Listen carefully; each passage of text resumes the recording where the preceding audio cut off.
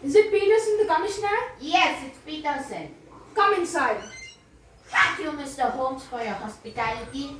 Sit there, mister. Today morning, I was walking on the street when suddenly a man was walking before me.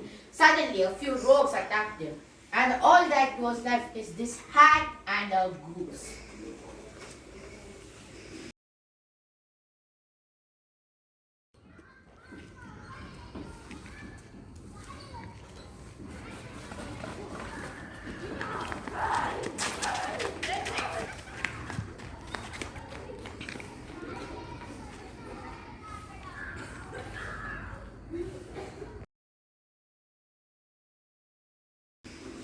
Where's the goose? It's already in my oven.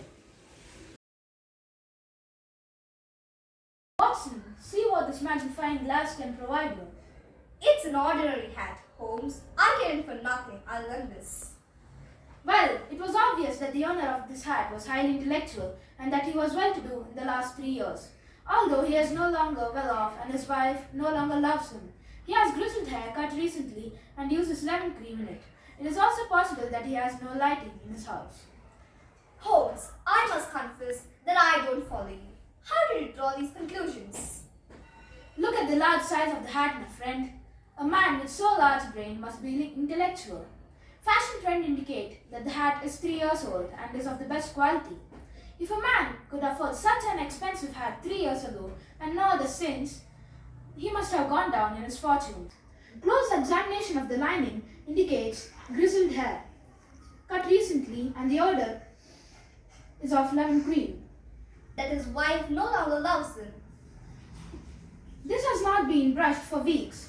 When your wife allows you to go out in such a state, my dear Watson, I shall fear she no longer loves you. You said that there is no gas in his house. How did you deduce that? The number of tallow stains showed frequent contact with burning candles, hardly necessary if he had gas.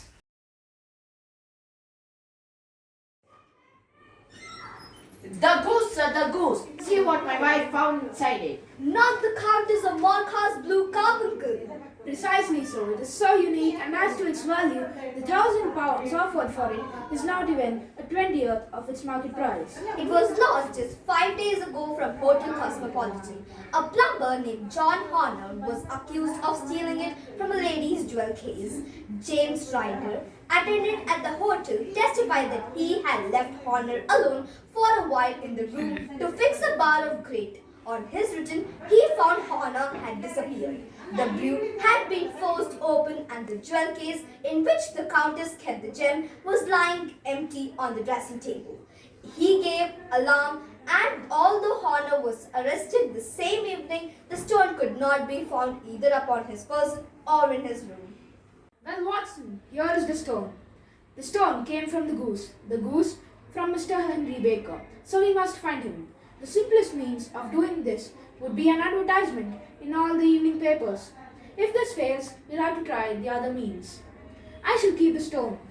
Please buy a goose in the substitution of the one your family is enjoying. Sure. Thank you, man.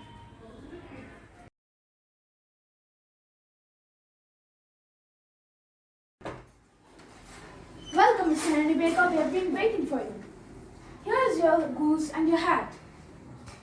We still have the feathers and wings of your own bird. Do you need them? No, sir. I have no use of them. I am quite pleased with the bird you gave me. Do you mind telling me where you got these goose from? From the alpha near the museum. Thank you, sir. You may leave.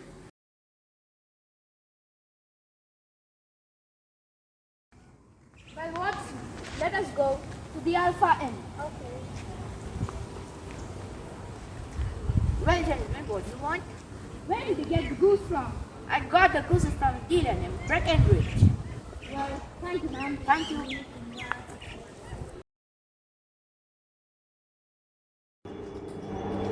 Is it Breckenridge? Yes, Where did you get the goose you supplied to the Alpha? I'm sick of being pestered. I am Sherlock Holmes, the detective. Tell me. I got it from. Thank you, mister. Where do you supply these goose to? Which one? One of them was white. Then you can ask the king of Prussia for that. I think I can be of assistance to you in the case of a missing goose. My name is Sherlock Holmes. And my name is John Robinson. No, it isn't. It is James Ryder. Come to my office in Baker Street and we can talk more about the missing goose.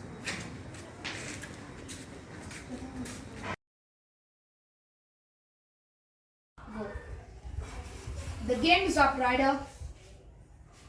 Just made Catherine Kuzak who told me about it. I see. You knew that the plumber, Hannah, had been involved in some such matter before and would be a likely suspect. So you and Cusack managed that he should be the man sent for. And after he had left, you picked the jewel case, raised the alarm, and had this unfortunate man arrested.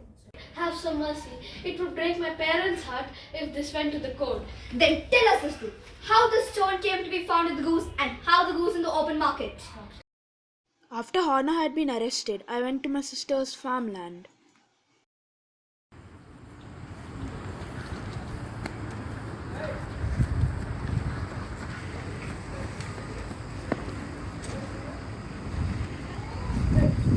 Ryder, what are you doing? I just want my Christmas present.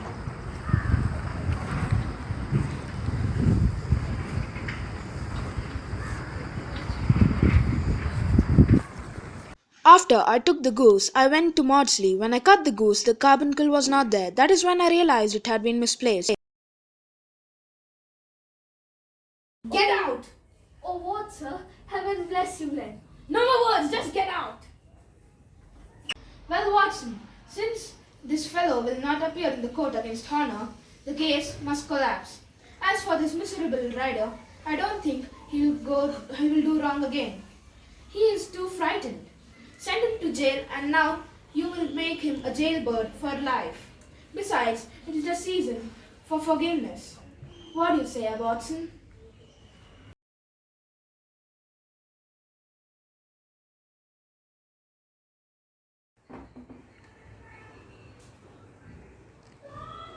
Chandan, can we start?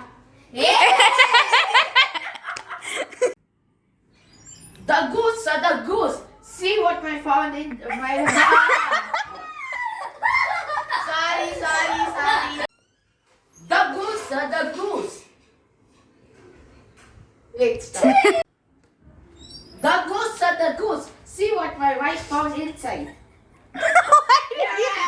Why did you start laughing?